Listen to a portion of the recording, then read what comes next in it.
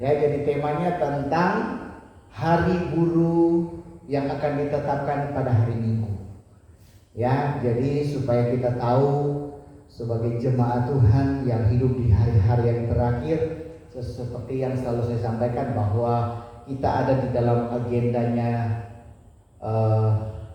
agendanya Tuhan, ya, tetapi juga merupakan bagian dari agendanya Lucifer. Ya, jadi tetapi segala sesuatu yang diagendakan itu memang harus terjadi, ya, karena seizin dari Bapa Yahweh. Ya, itulah penggenapan. Jadi apa yang terjadi yang ditulis di dalam kitab Wahyu yang dilihat oleh Rasul Yohanes di dalam Pulau Patmos itu yang akan terjadi. Nah, apa yang kita lihat yang terjadi hari-hari ini, ya kan, itu semua penggenapan dari kebenaran firman Elohim. Nah, apa yang saya sampaikan juga ini sebenarnya sudah saya singgung beberapa kali tentang bahwa nantinya ketika anti-Hamasia berkuasa bahwa Sabat tidak akan ada lagi ibadah, tetapi Sabat itu akan digantikan dengan Sabat berdarah. Seperti itu. Nah, makanya untuk sebelum itu terjadi sampai ke sana, ya, Sabat ini kan sudah dirubah menjadi hari Minggu. Nah, justru hari Minggu inilah akan ditetapkan menjadi hari buruh Minggu, ya kan? Nah, ada hubungannya dengan Sunday Law atau hukum hari Minggu. Nah, untuk itu hari ini saya akan membahas supaya kita memahami, ya, supaya kita memahami dan tidak terlena, tidak ikut-ikutan. Oke? Ya, haleluya, ya. Jadi sekali lagi hari ini, ya, biar kita cuma 2-3 orang, tapi kita datang beribadah, memuji, memuliakan nama Bapa Yahweh, mendengarkan firman, ya. Tetapi bukan hanya sekedar demikian, tetapi kita datang untuk menyelami kebenaran yang telah lama dikaburkan oleh dunia, ya. Jadi seberapapun kita tetap buka hati dan memberi diri untuk supaya Roh Kudus memberikan pengertian apa yang akan saya sampaikan, ya. Jadi banyak yang tertipu bukan karena jahat, saudara, ya, tapi karena tidak tahu. Sekali lagi, banyak yang tertipu bukan karena jahat, tetapi karena tidak tahu. Para pendeta, ya, jemaat, semua kalangan sebagai orang Kristen, orang yang percaya, baik hamba Tuhan, pelayan Tuhan, baik jemaat, ya kan, banyak tertipu, saudara. Termasuk kami dulu, ya kan, tertipu. Ya, tetapi yang saya maksudkan di sini bukan karena jahat, saudara, ya, tetapi memang karena tidak tahu. Ya, makanya kita belajar kembali supaya kita menjadi tahu, saudara. Ya, saudara, sebenarnya juga ketika di hari-hari yang terakhir ini kan Kisah Rasul berapa itu? 3:21 bahwa sebelum kedatangan Bapa Yahweh semuanya akan dipulihkan termasuk nama Tuhan, ya kan? Dan saya percaya dari tahun 2000 nama Bapa ini sudah dikumandangkan, ya, dan sudah banyak yang tahu. Jadi kalau mau dipikir nggak tahu, kayaknya nggak mungkin deh, ya kan? Kayak kita di sini awalnya kita nggak tahu, tapi dengan keberadaan kita, ya, satu rangkaian saya yakin dan percaya mereka tahu, bukan tidak tahu, betul? Karena dari mulut ke mulut mereka akan menyampaikan demikian, ya. Jadi saudara, Bapak Ibu yang terkasih,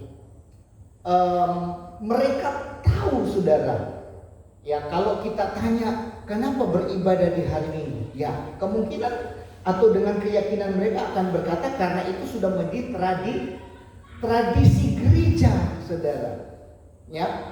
Nah, itu sesuatu yang tidak jahat. Karena kenapa? Karena kalau kita bertanya baik kepada siapapun, termasuk kepada pendeta, ia tidak menolak kebenaran, tetapi ia hanya tidak tahu bahwa apa yang kita lakukan ibadah di hari Sabat itu adalah hari yang sebenarnya ditetapkan oleh Bapa Yahweh, yaitu hari ke-7, bukan hari pertama. Ya kan? Hari pertama itu untuk kalender Gregorian yaitu hari Senin. Ya kan? Nah, itu. Jadi saudara Bapak Ibu yang terkasih, seperti yang sudah kita pelajari sebelumnya. Jadi inilah realita zaman ini.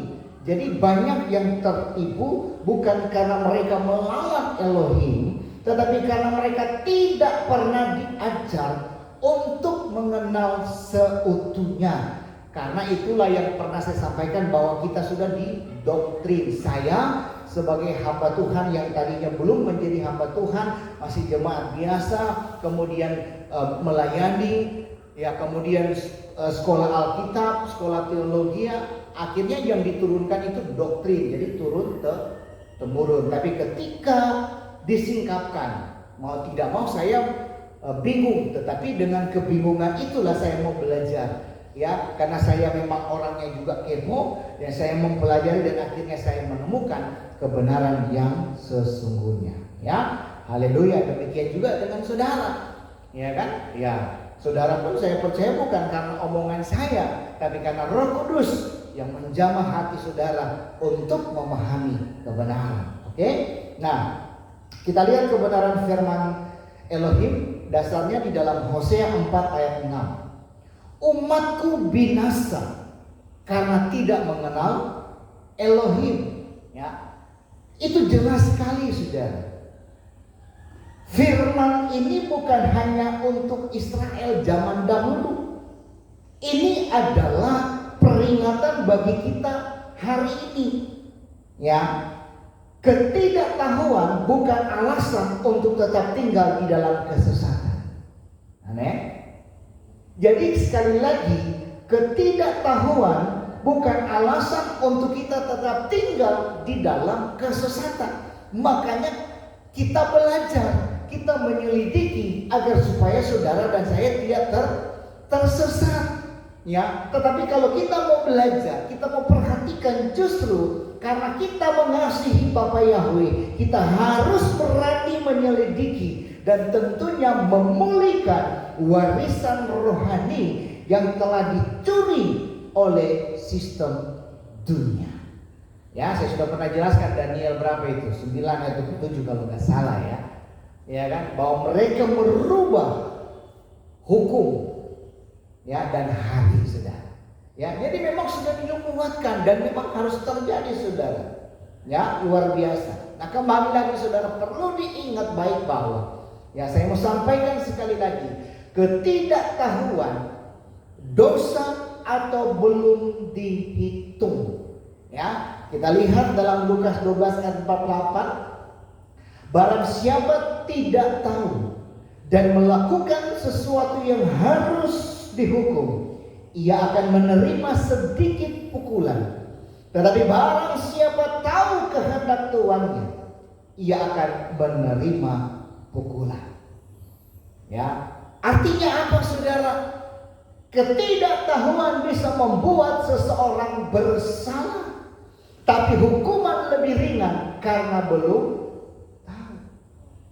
Jadi sebenarnya ketidakpengetahuan itu, ya, bisa membuat seseorang, apa tadi dikatakan, bersalah, tapi hukuman lebih ringan karena belum tahu. Akan tetapi ketika seseorang sudah tahu kebenaran lalu menolak atau menunda, maka tanggung jawabnya akan jauh lebih besar. Sampai hari ini banyak orang percaya, ya, terlebih orang Kristen, sudah tahu kebenaran, ya, sudah memahami kebenaran, sudah tahu apa itu hari Sabat, sudah tahu siapa nama Bapa, sudah tahu siapa nama Juru Selamat, tapi mereka tetap kekeh, mereka tetap beribadah hari Minggu, mereka tetap memanggil ilah asing yang bukan nama yang sesungguhnya, mereka tetap menjalankan perayaan-perayaan yang bukan dicatat di dalam kitab suci. Saya mau sampaikan, ini adalah tanggung jawab besar yang mereka akan terima konsekuensinya, saudara.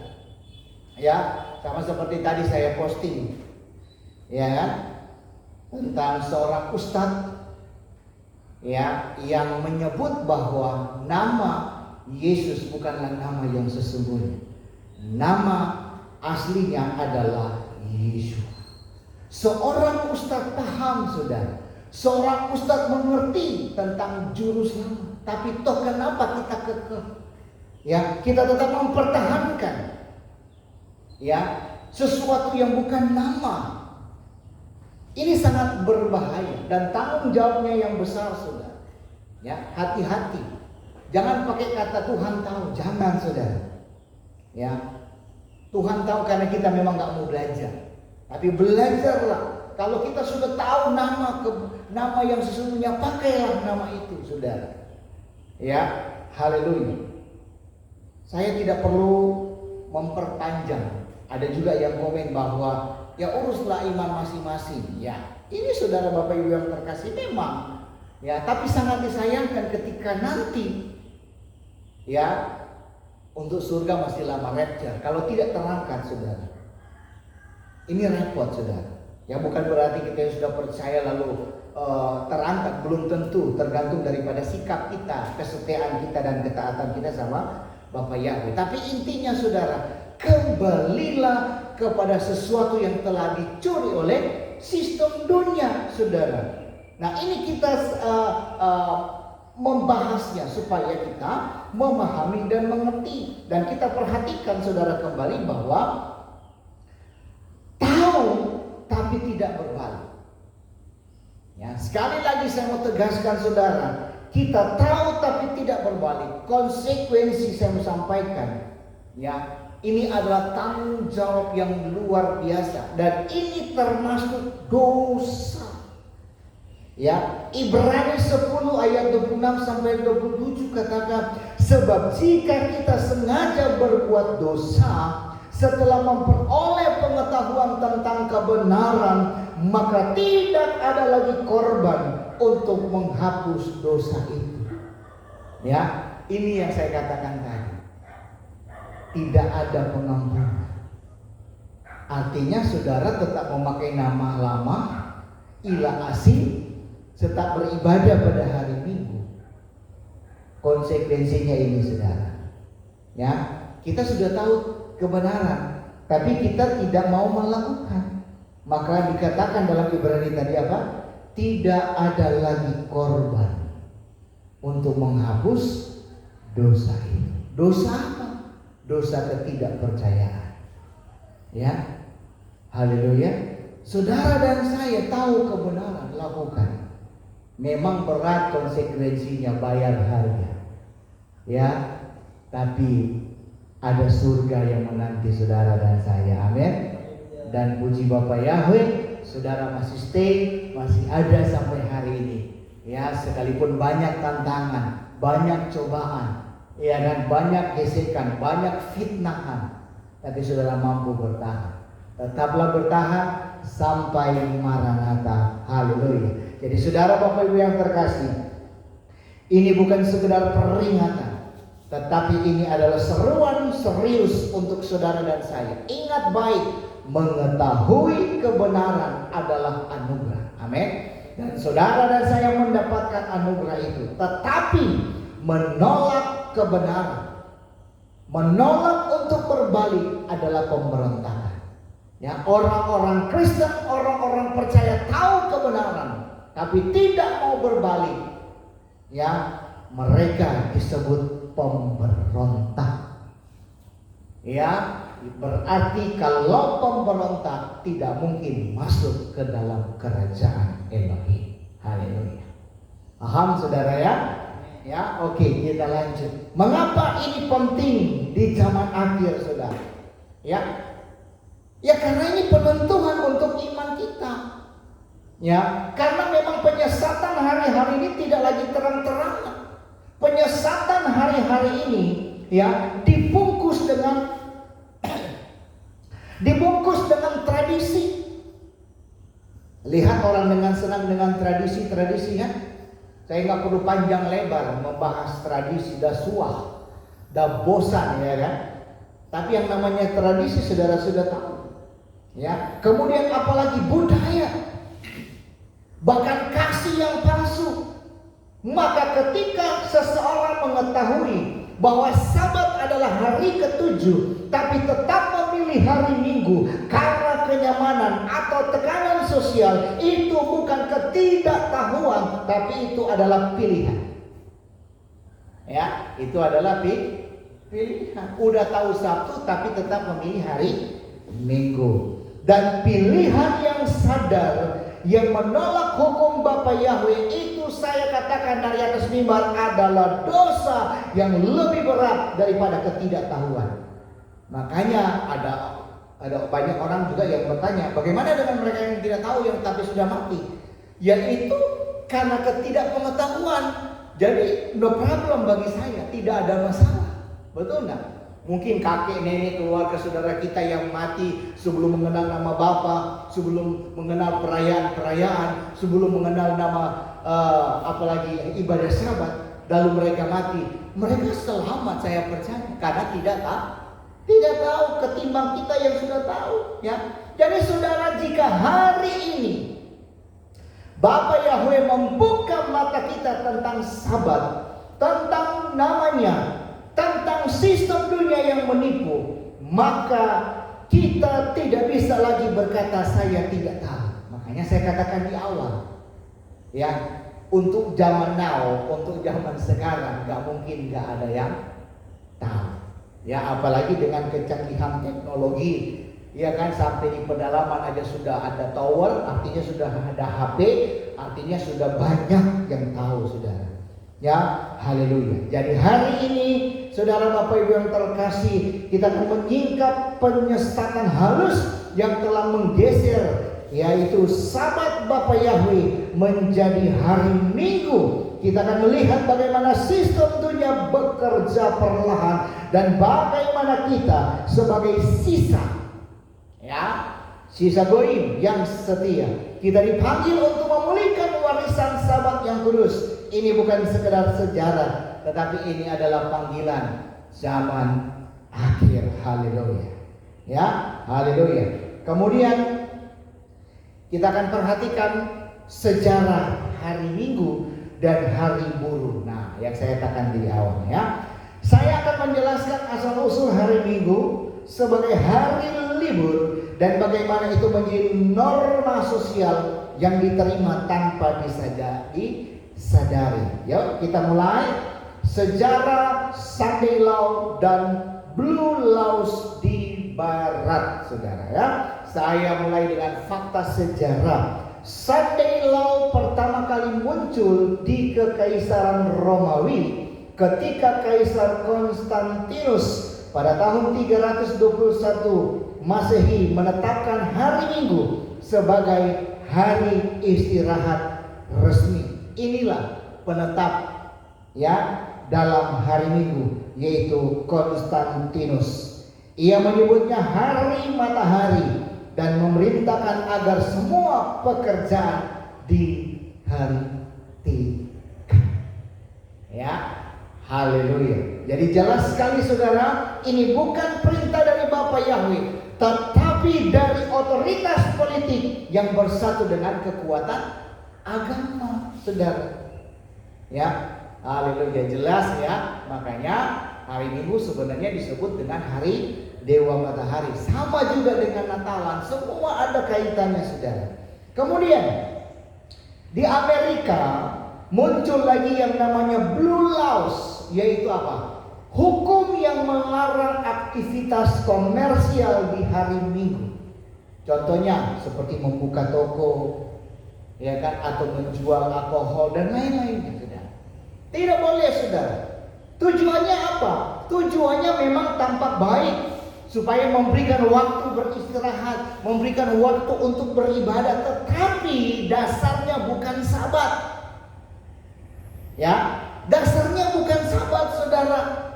Ya, Sabat yang ditetapkan oleh Bapa Yahweh, melainkan hari pertama yang ditetapkan oleh manusia, dan manusia lebih memilih untuk mengikuti ajaran manusia daripada ketetapan yang ditetapkan oleh Bapa Yahweh. Ngeri nggak, saudara? Ya, ngeri, saudara. Ya, kemudian kita lihat bagian selanjutnya, peran gereja negara dalam menggeser Sabat Minggu. Ya, Jadi ini bukan sekedar keputusan politik, tetapi sudah kolaborasi, ya, sudah kerjasama antara gereja dan negara. Nah, ketika gereja mulai bersekutu dengan kekuasaan politik, maka kebenaran mulai digeser, kenyamanan, ya, demi kenyamanan dan kontrol. Gereja dan negara mulai mengajarkan bahwa hari Minggu adalah hari Tuhan, ya kan? Padahal tidak ada satu ayat pun yang menyebutkan Minggu sebagai Sabat. Nggak ada, saudara. Ya, Sabat itu hari ke-7 dalam kalender Gregorian, tetapnya pada hari Sabtu. Mulai dianggap sebagai hari Yahudi, bukan milik umat percaya. Jadi mulai mereka berspekulasi, mereka mulai menyebarkan bahwa Sabat hari ke-7 mulai dianggap sebagai hari Yahudi. Ya, bukan lagi hari umum, saudara. Ini adalah pelaburan identitas rohani dan banyak umat ikut tanpa menyelidiki. Bahkan mereka katakan Israel yang dulu tidak lagi sama dengan Israel hari ini. Haleluya. Ini pengaburan, saudara, pengaburan identitas rohani, dan sangat disayangkan sekali lagi banyak orang percaya, orang-orang Kristen, ya, ikut-ikutan tanpa menyelidiki. Jadi saya tegaskan sekali lagi, saudara, Sabat bukan milik satu etnis atau tradisi. Sabat adalah milik Bapa Yahweh yang ditetapkan sejak penciptaan dan diperintahkan kepada semua umat yang mengasihi dan mentaatinya. Label hari Yahudi adalah hasil distorsi sejarah dan teologi yang disengaja untuk mengasingkan umat percaya dari warisan ilahi mereka. Paham? Haleluya. Jadi jelas, ya. Kemudian Sabat ditentukan sebelum ada bangsa. Nah, kita lihat lagi lebih jauh lagi, ya, sebelum ada bangsa-bangsa. Kejadian 22-3 dikatakan, pada hari ke-7 Elohim menyelesaikan pekerjaannya dan ia menguduskan. Ini jelas, saudara, awal penciptaan Bapa Yahweh sudah menetapkan, ya, tentang Sabat. Jadi sebelum Abraham, Israel atau bangsa Yahudi, ini adalah hukum ciptaan, bukan hukum etnis. Ya, jadi kalau ada yang bilang Sabat itu milik Israel, salah, saudara, ya. Haleluya. Kemudian Yesaya 56 ayat 6-7. Dan anak-anak bangsa asing yang mengikat diri kepada Bapa Yahweh, aku akan membawa mereka ke gunungku yang kudus. Lihat, Sabat adalah untuk semua bangsa yang mau mengikatkan diri kepada Bapa Yahweh. Ya, haleluya. Bagi yang nggak mau, ya sudah, itu kan masing-masing pilihan, saudara. Haleluya. Nah, lanjut, saudara. Siapa yang menyebut Sabat sebagai hari Yahudi? Kita lihat bersama. Sejak abad keempat, ketika gereja mulai bersekutu dengan kekuasaan Romawi, Sabat hari ke-7 itulah digeser menjadi hari Minggu. Dan Sabat mulai disebut sebagai hari Yahudi untuk mendiskreditkan dan memisahkan umat percaya dari akar Ibrani mereka. Ya, makanya kita selalu sampaikan, kembalilah ke akar Ibrani. Itulah yang benar, saudara. Ya, teologi penggantian itu adalah replacement teologi, saudara. Ya, yang mengajarkan bahwa gereja menggantikan Israel. Ini ngeri, saudara. Ya, ini ngeri pengajaran demikian, saudara. Gereja menggantikan Israel. Sampai kapanpun posisi Israel tidak dapat digantikan. Amin. Haleluya. Maka dikatakan, saudara, dalam teologi, replacement teologi mengajarkan bahwa gereja menggantikan Israel, sehingga hukum-hukum seperti Sabat dianggap tidak relevan bagi orang percaya. Padahal Yesua sendiri itu menjaga Sabat. Bahkan para Lukas 4 ayat 16 dan Kisah 17 ayat 2. Ya, itu jelas saudara baca saja di rumah. Lukas 4 ayat 16, Kisah Para Rasul 17 ayat 2. Jadi Sabat milik semua orang yang setia. Ya, kalau masih ada yang menyebut Sabat sebagai hari Yahudi, itu justru penyesatan. Ya, itu justru penyesatan. Penyesatan halus yang membuat banyak orang percaya meninggalkan hukum Bapa Yahweh demi tradisi manusia. Ingat, Sabat bukan milik Yahudi. Sekali lagi, Sabat adalah milik Bapa Yahweh, dan siapapun yang mengasihi Bapa Yahweh berhak dan wajib menjaga harinya yang kudus. Haleluya. Oke, ya. Waktu terus berjalan, kita lanjut. Sekarang kita masuk ke poin selanjutnya, yaitu gerakan buruh dan penetapan hari Minggu sebagai istirahat. Ya, ini yang saya katakan di awal tadi. Ya, penetapan hari Minggu sebagai hari istirahat. Kita masuk ke konteks sosial modern. Ketika revolusi industri terjadi, para pekerja mulai menuntut hak istirahat. Hari Minggu yang sudah kosong secara budaya dijadikan hari libur nasional. Nah, di banyak negara termasuk Indonesia, hari Minggu dijadikan hari libur karena alasan sosial dan ekonomi, ya. Tapi ini memperkuat normalisasi hari Minggu sebagai hari istirahat tanpa mempertanyakan asal usulnya. Hari buruh Minggu tampak netral, tapi sebenarnya membentuk pola pikir masyarakat bahwa hari Minggu adalah hari kudus. Benarkah demikian? Tidak, saudara, ya. Haleluya. Tapi banyak orang termakan, banyak orang tertipu. Ini bukan kebetulan, tapi ini adalah merupakan sistematis. Saya tegaskan bahwa ini bukan sekedar sejarah. Ketika kita melihat dari atas, kita akan melihat pola di mana hari Sabat digeser hari Minggu dan dijadikan norma, lalu hukum mulai masuk perlahan. Ini ngeri, saudara. Artinya apa? Sistem dunia bekerja melalui budaya, tradisi, dan hukum. Ya, hati-hati saudara. Makanya saya nggak henti-hentinya terus sampaikan, jangan termakan tradisi, budaya, adat istiadat. Ya, kita harus mengikuti ketetapan firman Tuhan. Kita harus mengikuti ketetapan Bapa Yahweh. Amin. Jangan keluar, jangan melenceng. Jangan pakai alasan agama bagi agama, dunia bagi dunia. Tidak, saudara. Ya, karena inilah gara-gara si Konstantin ini dia menyatukan, dia membuat kolaborasi agama dengan dunia, dia mencampur adukan, saudara. Makanya kacau balau. Orang Kristen kacau balau hari-hari ini, saudara. Makanya Bapa mau pulihkan sebelum dia datang. Amin. Haleluya.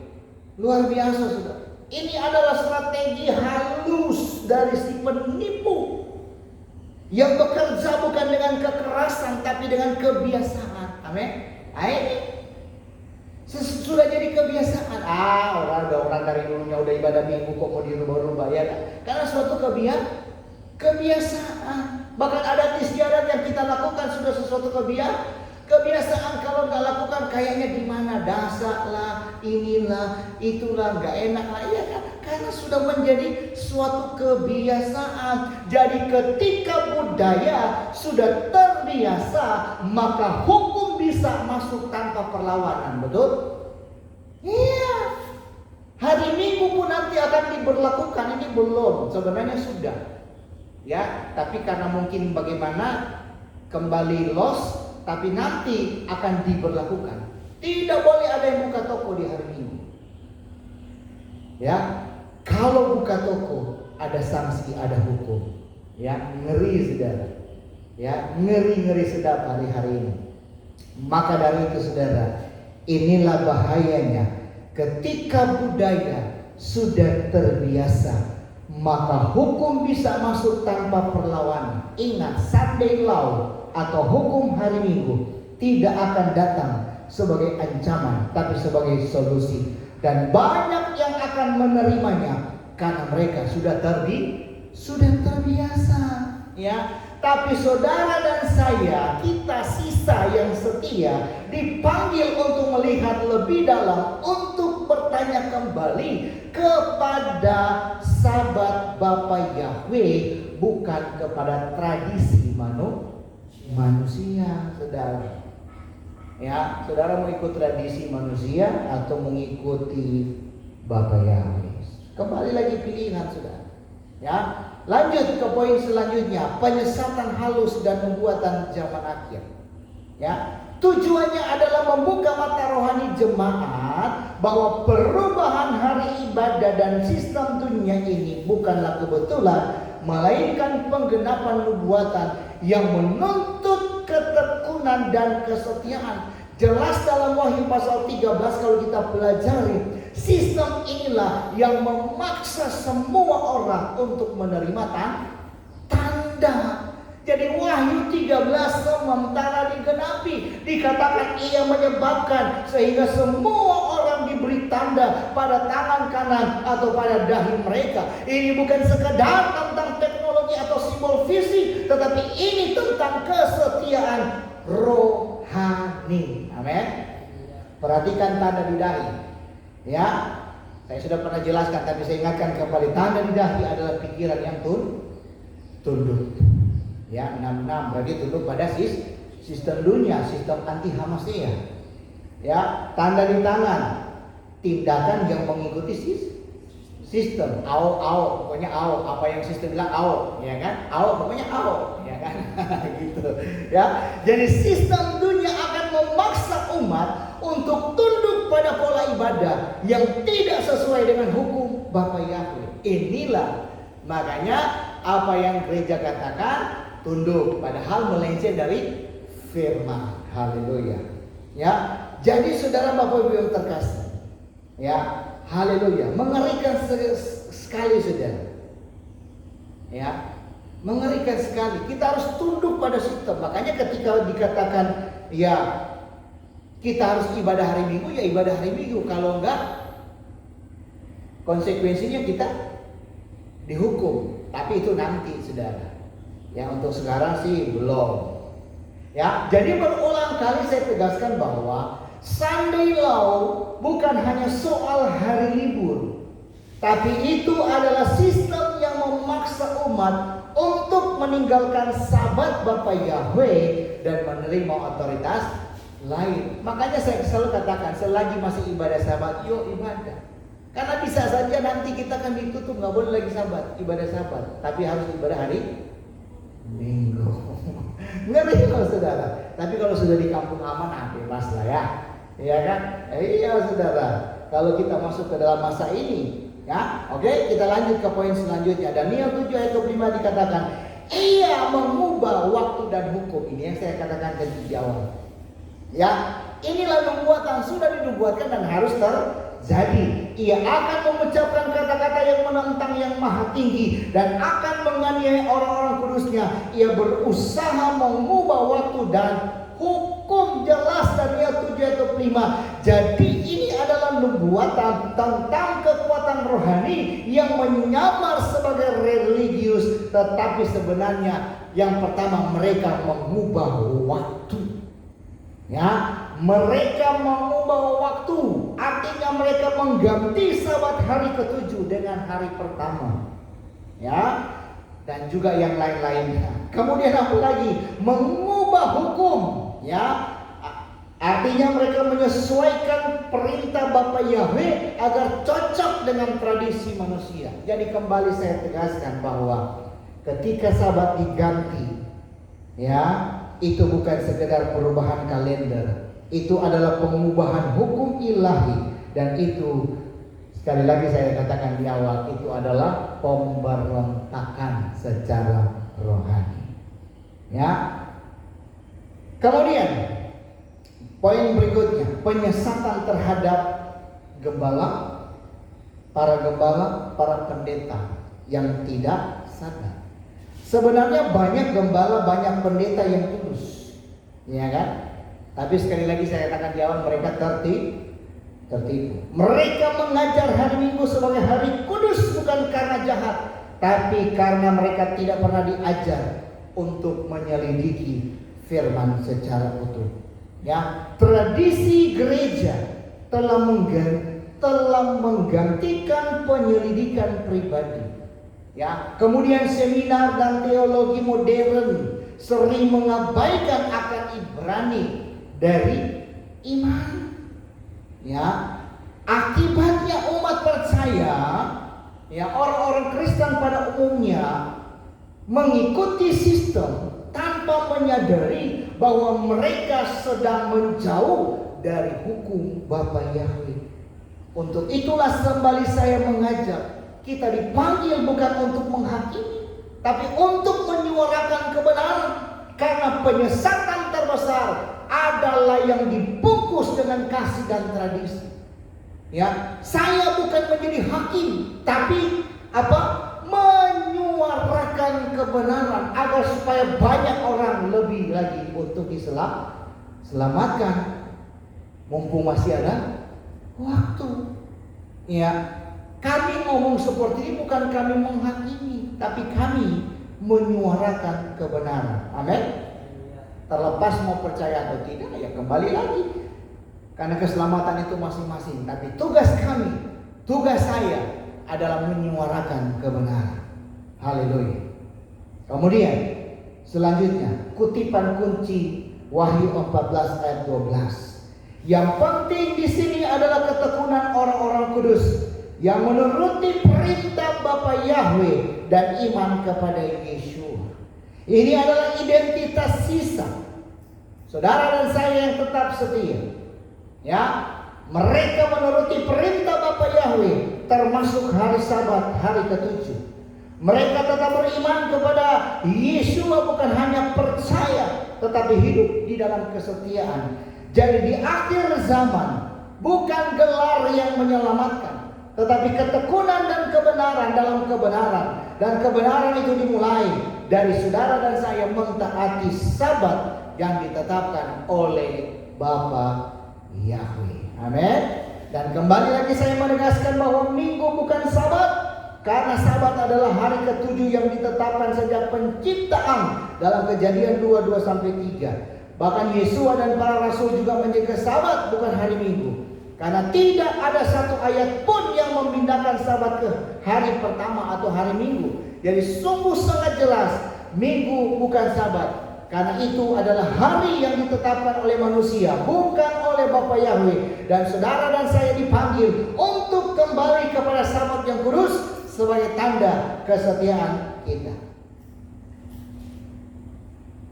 Maka dari itu muncullah pertanyaan saudara, ya, bagaimana konsekuensi bagi mereka para pelayan Tuhan, para pendeta gembala, para jemaat, ya, yang tetap ngomong, ya, atau bicara beribadah di hari Minggu, padahal mereka sudah tahu kebenaran. Nah, ketika seseorang, apalagi pelayan Tuhan, yang sudah mengetahui kebenaran tentang hari Sabat adalah hari ke-7, dan tetap memilih untuk beribadah di hari Minggu karena tradisi, karena kenyamanan, ya kan, atau karena tekanan, maka konsekuensinya bukan hanya pada level pribadi, tapi juga berdampak pada komunitas dan warisan rohani yang ia wariskan. Tugas dan tanggung jawab sebagai seorang pendeta. Maka Anda sebagai pendeta gembala yang mendengarkan suara saya, dengarkan baik. Konsekuensinya bukan hanya pada Anda, tapi pada jemaatmu, jemaat yang Anda pimpin. Anda membawa mereka kepada neraka. Jadi bertobatlah, kembalilah kepada kebenaran yang sesungguhnya. Kemudian kembali kita lihat konsekuensi spiritual bagi mereka yang menolak kebenaran. Nah, ini dia. Yang pertama, tanggung jawab lebih besar di hadapan Bapa Yahweh. Ya. Sebab jika kita sengaja berbuat dosa setelah memperoleh pengetahuan tentang kebenaran, ya, maka apa? Saya katakan tadi di awal, tidak ada lagi korban untuk menghapus dosa. Ibrani 10 ayat 26. Menolak kebenaran Anda tahu berarti tidak ada pengampunan. Sudah tahu tempatnya di mana. Pelayan Tuhan yang sudah tahu kebenaran tetapi tidak menyesuaikan diri dengan sistem dunia, tidak lagi berdosa karena ketidaktahuan, tapi karena pemberontakan secara sadar. Mereka akan dimintai pertanggungjawaban, bukan hanya atas diri mereka, tapi atas jiwa-jiwa yang mereka pimpin. Ya, kasihan jemaat-jemaat. Kemudian berikutnya, yang kedua menjadi bagian dari sistem penyesatan. Ia akan mengubah waktu dan hukum. Daniel 7 ayat 5. Ketika mereka tetap mengajarkan hari Minggu sebagai hari ibadah, mereka secara tidak sadar ikut memperkuat sistem yang menentang hukum Bapa Yahweh. Ingat, ini bukan soal niat, tapi soal posisi rohani. Apakah mereka berdiri di pihak kebenaran atau mereka ada di pihak kompromi? Yang ketiga, menghalangi pemulihan warisan kudus. Jemaat yang dipimpin oleh gembala yang menolak Sabat akan terus hidup dalam tradisi, bukan dalam kebenaran. Ini menciptakan generasi yang tidak mengenal nama Bapa Yahweh. Mereka tidak menghormati Sabat dan tidak siap menghadapi tekanan di zaman akhir. Yang keempat, resiko pemisahan rohani di zaman akhir. Wahyu 14 ayat 12. Yang penting di sini ialah ketekunan orang-orang kudus yang menuruti perintah Bapa Yahweh dan iman kepada Yesus. Jadi di akhir zaman akan ada pemisahan. Ini yang selalu saya ulang-ulang, ya. Di akhir zaman akan ada pemisahan antara mereka yang setia dan mereka yang kompromi, sudah. Termasuk kita yang sebagai penyembah Bapa Yahweh. Mereka yang tetap beribadah di hari Minggu setelah mengetahui Sabat akan berada di luar identitas sisa kudus, kecuali mereka bertobat dan berbalik. Ya, kita dipisahkan. Ya, kita kan memang sudah dipisahkan. Haleluya. Jadi saya tegaskan sekali lagi, saudara, jika kita sudah tahu bahwa Sabat adalah hari ke-7, tapi tetap memilih hari Minggu karena tradisi, sekali lagi, maka saudara dan saya sedang menolak hukum Bapa Yahweh. Sekali lagi, ini bukan soal hari, ini adalah soal kesetiaan, dan kesetiaan tidak ditawar-tawar. Ya, haleluya. Poin selanjutnya, pemulihan warisan Sabat dan panggilan kita sebagai komunitas. Ya, tujuannya adalah memberikan harapan dan arahan bagi komunitas untuk tetap berdiri teguh dalam kebenaran, Sabat nama kudus, serta mempersiapkan generasi yang tanah puji. Kita adalah komunitas kecil yang terpisah. Ya, arahan saya tetap bertahan. Soal nanti kita terpisah dalam pengungsian, ya tetap bertahanlah. Makanya saya katakan saudara, ya hari-hari ini adalah babak penentuan saudara. Ya, bagaimana kita mampu bertahan atau tidak. Ya, luar biasa. Sabat sebagai tanda kekudusan dan perjanjian. Keluaran 31 ayat 13. Katakanlah kepada orang Israel sesungguhnya, hari-hari Sabatku harus kamu pelihara. Sebab itulah tanda antara aku dan kamu turun-temurun, supaya kamu mengetahui bahwa akulah Yahweh yang menguduskan kamu. Keluaran 31 ayat 13. Kemudian, Sabat bukan sekedar hari istirahat, tapi tanda perjanjian kekal antara Bapa Yahweh dan umatnya. Jadi kalau mereka menolak Sabat, berarti mereka menolak perjanjian Jadi jangan mimpi untuk rapture, apalagi masuk surga, ya jelas. Kemudian dengan menjaga Sabat berarti kita mengakui otoritas Bapa Yahweh atas waktu, atas hidup dan kekudusan kita. Dan ketika kita memulihkan Sabat, kita sedang memulihkan hubungan perjanjian yang telah dikaburkan oleh sistem dunia. Ya, kemudian Sabat bukan beban, tapi Sabat adalah berkat dan pemulihan jiwa. Markus 2:27, Sabat dibuat untuk manusia. Sabat bukan larangan, tapi undangan untuk berhenti. Ya, berhenti, bernapas dan dipulihkan. Bukan berhenti bernapas ya, berhenti untuk kita bisa bernapas dan kita dipulihkan. Di tengah dunia yang sibuk dan penuh tekanan, maka Sabat adalah tempat perlindungan. Amin. Haleluya. Yesus sekali lagi tidak pernah menghapus Sabat. tetapi Ia menghidupkannya kembali sebagai hari kasih, penyembuhan, dan pemulihan. Jadi ketika kita menjaga Sabat, kita tidak sedang memikul beban, tapi kita sedang menerima berkat. Amin. Kita bertiga berempat menerima berkat dari Bapa Yahweh. Ya, haleluya. Kemudian komunitas Philadelphia, ya, yang saya katakan karena saya membentuk nama komunitas, ya, di Kampung Aman adalah Philadelphia, karena kita adalah sisa yang terakhir sebagai sisa goib, karena kita adalah pelopor kebenaran di daerah Nanakaya. Dikatakan Wahyu 3:8, lihat, aku telah membuka pintu bagimu, karena engkau menuruti firman-Ku dan tidak menyangkal nama-Ku. Tetap bertahan dan jangan pernah menyangkal nama Bapa Yahweh. Amin. Saya sudah katakan konsekuensi besar, bahkan sudah yang mati, saudara. Ya, sudah percaya nama Bapa Yahweh. Ya, apalagi hanya sekedar bermain-bermain, ikut kita karena ada persoalan di luar. Ketika ada masalah di dalam, keluar lagi, ikut lagi menyembah ilah asing. Ini mengerikan, saudara. Ya, ini mengerikan, saudara. Ya, berbahaya. Orang luar aja paham bagaimana sikap konsekuensi ketika kita mempermainkan agama, apalagi mempermainkan nama Bapa, mengerikan, saudara. Ya, konsekuensinya jelas. Jadi, saudara dan saya adalah komunitas Philadelphia, adalah merupakan gambaran dari umat yang setia. Kita jumlahnya kecil, tapi besar dalam kata. Ini yang saya mau, saudara. Ya, sisa goim, umat dari bangsa-bangsa yang memilih untuk berpegang pada hukum Bapa Yahweh dan namanya, bukan pada tradisi dunia. Jadi, kalau ada penyembah Bapa Yahweh yang tidak sungguh-sungguh, ya dia belum berpegang sepenuhnya. Ya, imannya masih goyah.